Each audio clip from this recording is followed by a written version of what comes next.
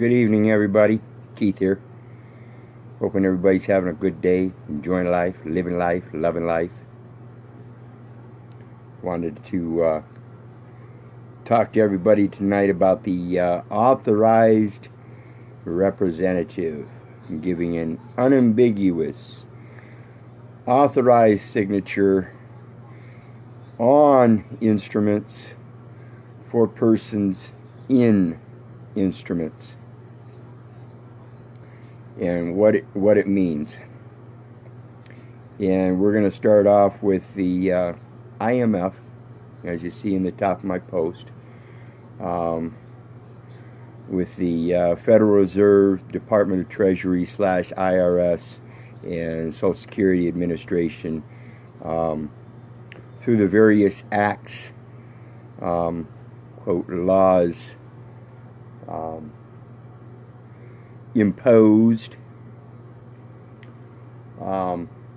There's a delegation, a presumed delegation of authority of the Federal Reserve notes and the financial instruments that are known to be obligations of the United States.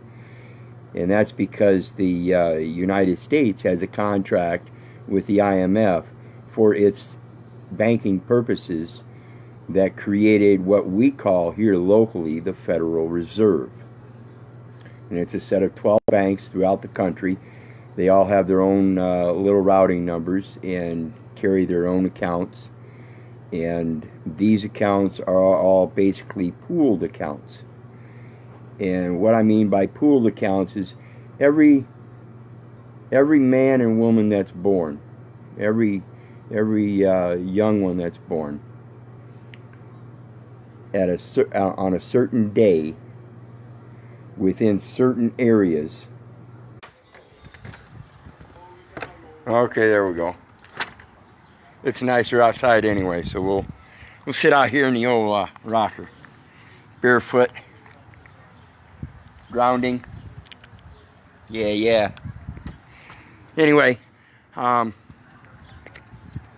when it comes to the IMF, the Department of Treasury, IRS, United States, Social Security Administration, all that, the United States has that contract through the IMF to establish the Federal Reserve as a banking system intramurally for its own corporate activities. Now, those corporate activities are including all of the states, because there's what's known as the Federal Acquisitions Regulations, denoting that all statutes, and here I'll quote it for you, contract terms and conditions required to implement statutes or executive orders - commercial item. And that means everything's commercial. Everything between the states and the United States is commercial. And that commercial realm is done through the banking system. And again, that's in direct relation to the obligation of the United States, because that's the banking system that the United States runs all of its financial instruments through. And it all starts with that pooled account on the day that you were born, of all the other young ones that were born that same day in a general area, according to which reserve bank has jurisdiction over that area. And they established a pooled account. Okay, that pooled account is associated with the Social Security Administration,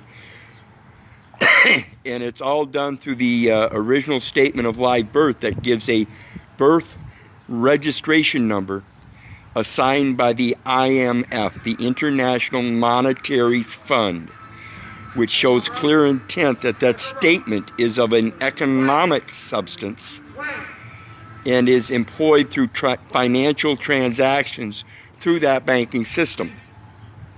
And as authorized representative through presumption under the Federal Reserve Act, you are acting as transfer agents, transferring those instruments from this port to that port.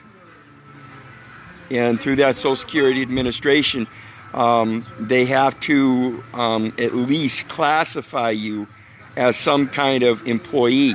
And so they classify you as a Medicare qualified government employee, but for taxation purposes do not treat you as a employee, and therefore your quote payments are not payments. They are contributions made to the state, who then makes payment into that account for qualified matching funds from the United States through the Title 4D fund or Title 4 insurance program. The Title 4 insurance program, just so you people understand, is a military insurance program. It's a military insurance program. And when you sign that original statement of live birth, assigning that number, you're instituting a military insurance program for your young ones as a old age pension fund, a retirement plan, which is just like any other private man working for a private company doing a 401k plan. Instead of reserving all of that investment for just insurance, medical insurance, they're insuring their entire life. Whereas the Social Security is only insuring benefits that you qualify for, because you're not treated as an employee.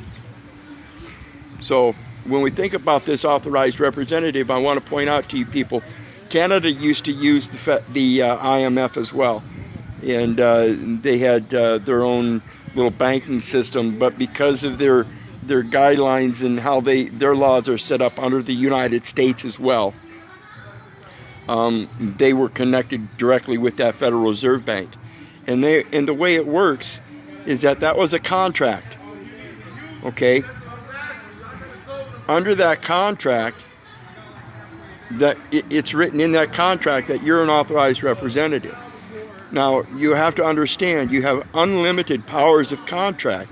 And if you change your mind at any point in time, for any reason, you have the right to say, okay, I quit. I'm done. I no longer want a contract. Now, under that contract, understand this part. Understand that under international contract, neither party is to suffer detriment unless it's shared equally. So when Canada released its signature from that contract, the IMF couldn't come say, well, now we want substantial compensation in return for the notes that you're using. Canada, all they had to do was hand back the notes. They gave back of equal value. The debt could not be considered, because if it was considered on that side of the books, then the IMF had to accept the same debt. What's the value of their debt? What's the value of the notes that they're giving out? They only hold value to the people that are under contract with them. Once you're not under contract with them, they no longer have value, because you no longer give them value.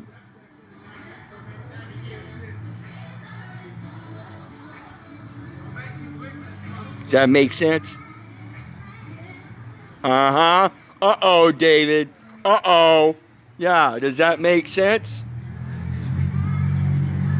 If you see my post here the last day or two, you'll see one in there questioning the judge's authority. You know, are you, if you took an oath under God, then, and yet you're professing that you're following the state's authority, who gave the state authority? Well, that would be the United States. Well, who gave the United States authority? Uh-oh. Who authorized you? See, I hold no more contracts because I'm abundant. I have abound already. I have a bond already. That is my authority. That is where my authority comes from. I don't need to write it down. I don't need to relinquish any bit of truth from it by writing it down to portray where I get my authorization. what authority I represent.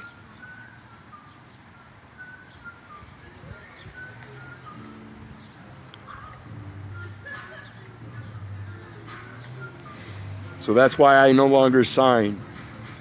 You people have heard my story several times here lately. 11 citations down there currently from 3.5 to 6.5 years ago that I signed, but I did so putting UCC 1-308 first and then giving what they want to call a signature, but it was merely an art form under duress. And then I just never showed up. I never went to court. They still sit down there. The last time I went to trial, I called them every name in the book. I fingered them. I called them communist bastards.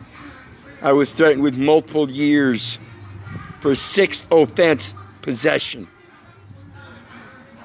Prosecutor stood there and told the judge, obviously he's not going to listen to any probation officer. We need to ask for full penalties. Judge knew he didn't have any authority to begin with, but he still overstepped his bounds and gave me 60 days, along with an order to do a drug eval and give a DNA sample. Fuck you! Fuck you!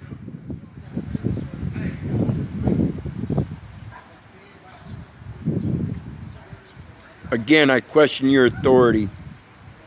I question it every fucking turn. I want to know the truth. If you don't know the truth, you won't be able to speak it. If you do,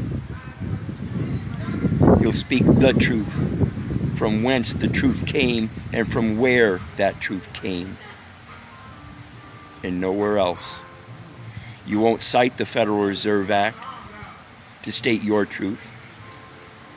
You'll only use it to your advantage to prove their fallacy of logic. UCC 1-308. In order to enforce all these financial instruments, they had to use a financial code.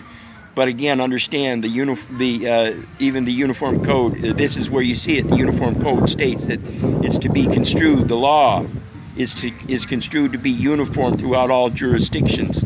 So when we see 3-402B subpart 1 saying that the authorized signature on the instrument given by the authorized representative means that authorized representative is not liable for the person in the instrument, understand why.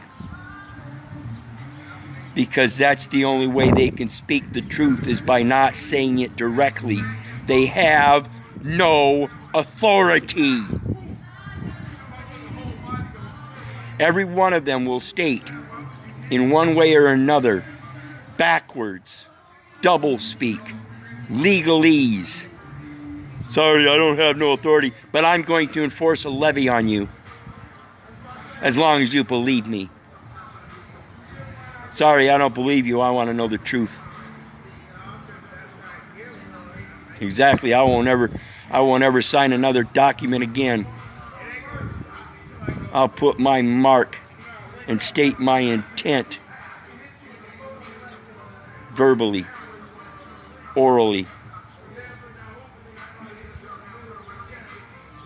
And I hope you guys are listening to this. I hope you're seeing it. I hope you're seeing it with your ears and hearing it with your eyes.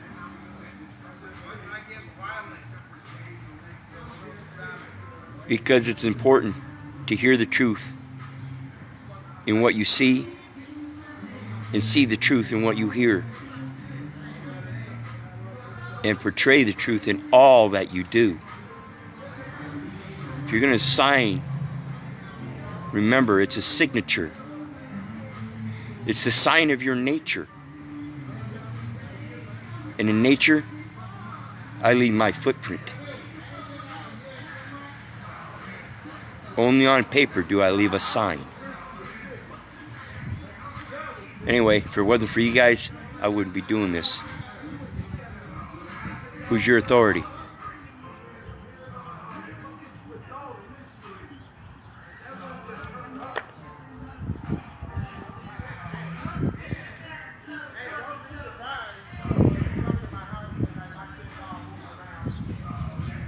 Ain't no damn piece of paper. There ain't no damn ink on that piece of paper. And it ain't nothing that belongs to me. Everything belongs to me, but not fiction. Have a good day, folks. Be sure to share this. Bye.